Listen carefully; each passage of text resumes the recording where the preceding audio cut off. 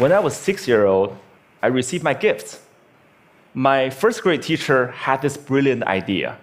She wanted us to experience receiving gifts, but also learning the virtue of complimenting each other. So she had all of us come to the front of the classroom, and she bought all of us gifts and stacked them in the corner. And she said, why don't we just stand here and compliment each other? If you hear your name called, go and pick up your gifts and sit down. What a wonderful idea, right? What could go wrong? Well, there were 40 of us to start with, and every time when I hear someone's name called, I would give out the heartiest cheer. And then there were 20 people left, and 10 people left, and 5 left, and 3 left. I was one of them. And the compliments stopped. Well, at that moment, I was crying, and the teacher was freaking out. And she was like, hey, would anyone say anything nice about these people? No one? Okay, why don't you go get your gift and sit down, so behave next year, someone might say something nice about you. Well, as I'm describing this to you, you probably know I remember this really well. But I don't know who felt worse that day. Was that me or the teacher? She must realize that she turned a team building event into a public roast for 3 6-year-olds. And without the humor, when you see people get roasted on TV, it was funny. There was nothing funny about that day. So that was one version of me, and I would die to avoid being in that situation again, to get rejected in public again. That's one version. Then fast forward 8 years, Bill Gates came to my hometown, Beijing, China, to speak, and I saw his message.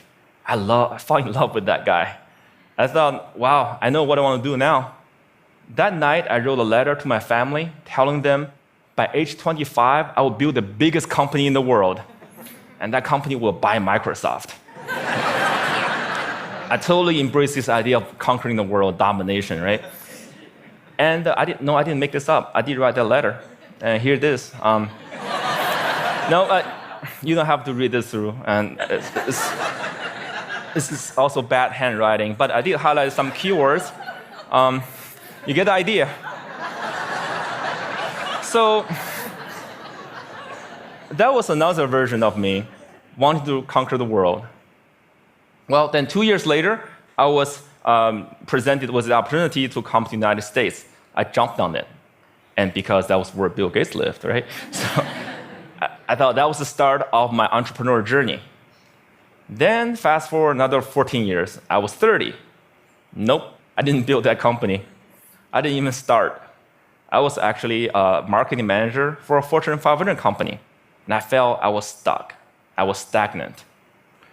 Why is that? Where is that 14-year-old who wrote that letter? It's not because he didn't try.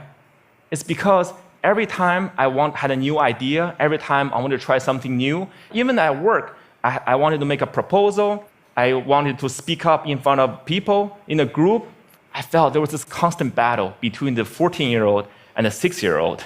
One wanted to conquer the world, make a difference. Another was afraid of rejection. And every time, that 6-year-old won.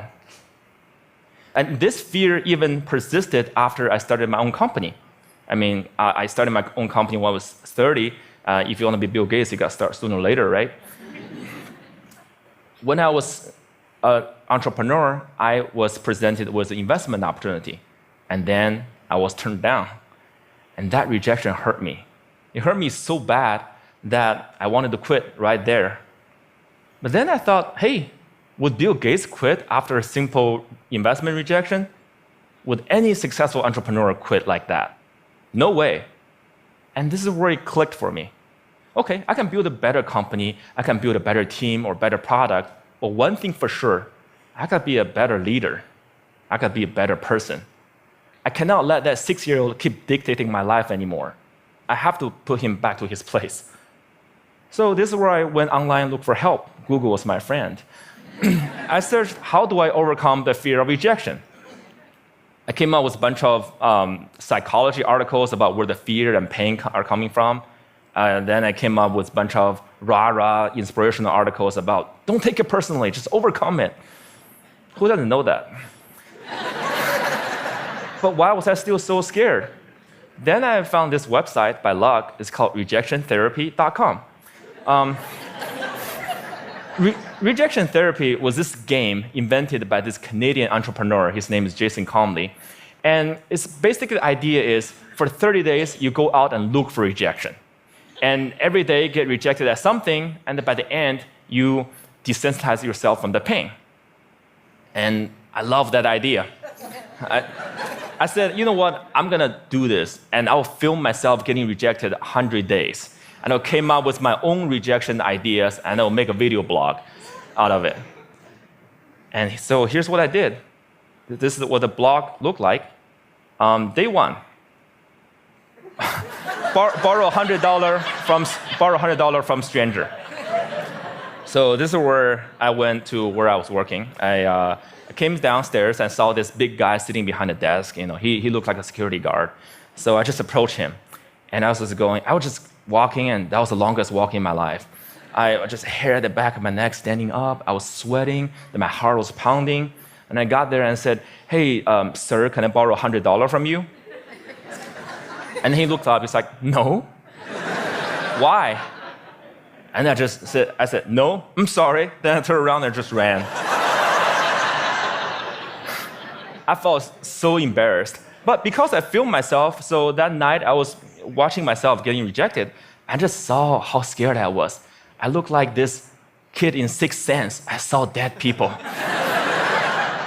But then I saw this guy, he wasn't that menacing. He was chubby, lovable guy, and he even asked me why.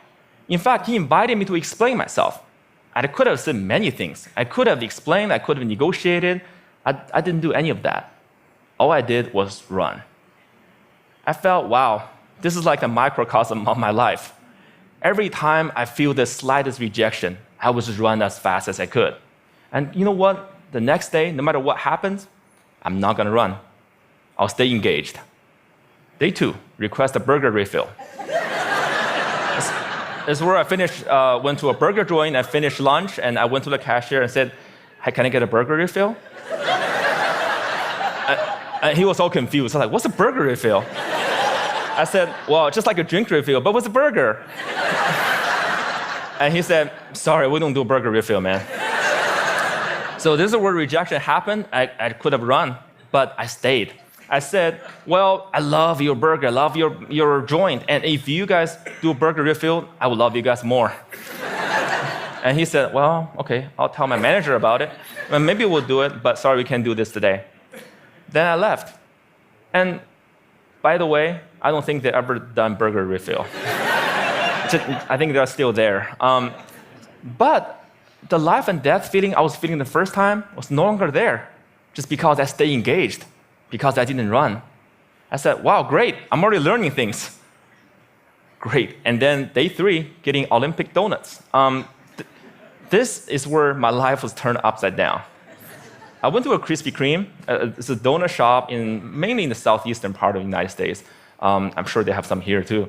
And I went in and said, "Can you make me donuts that look like Olympic symbols?" Basically, you interlink 5 donuts together. I mean, there's no way they could say yes, right? The donut maker took me so seriously. So she put out a paper, started jotting down the colors and the rings. It's like, how could they make this? And then 15 minutes later, she came out with a box that looked like Olympic rings. And I was so touched. And I just couldn't believe it. And that video got over 5 million views on YouTube. The world couldn't believe that either. And because of that, I was on in newspapers and talk shows and everything, and I became famous. A lot of people started writing emails to me and saying, what you're doing is awesome. But fame and notoriety did not do anything to me. What I really want to do was learn and to change myself. So I turned the rest of my 100 days of rejection into this playground, into this research project. I wanted to learn, see what I can learn. And then I learned a lot of things. I discovered so many secrets. For example, I found if I just don't run, if I got rejected, I could actually turn a no into a yes. And the magic word is why. So one day, I went to a stranger's house, I had this flower in my hand, and I said, knocked on the door, I said, "Hey, can I plant this flower in your backyard?" And he said, no. But before he could leave, I said, hey, can I know why? And he said, well, I have this dog that would dig up anything I put in the backyard. I don't want to waste your flower. If you don't do this, go across the street and talk to Connie. She loves flowers. So that's what I did. I went across and knocked on Connie's door, and she was so happy to see me. And then half an hour later, there's this flower in Connie's backyard. I'm sure it looks better now.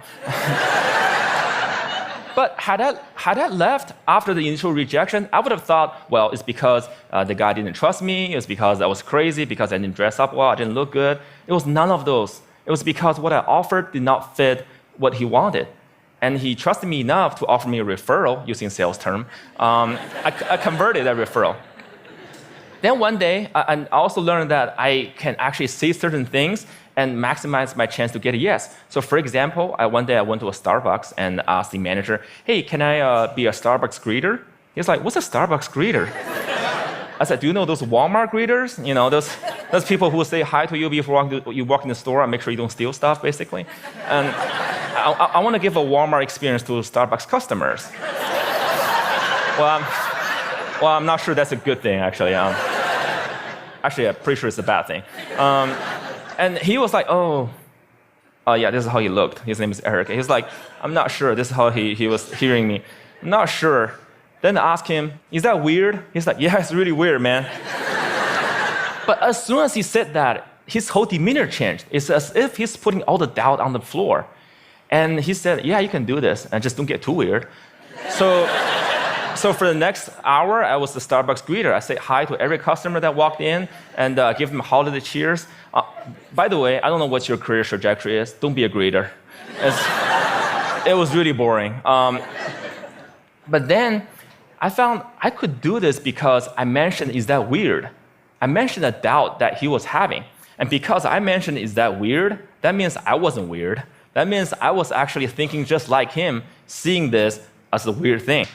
And again, I learned that if I mention some doubt people might have before I ask the question, I gain their trust. People will more likely to say yes to me.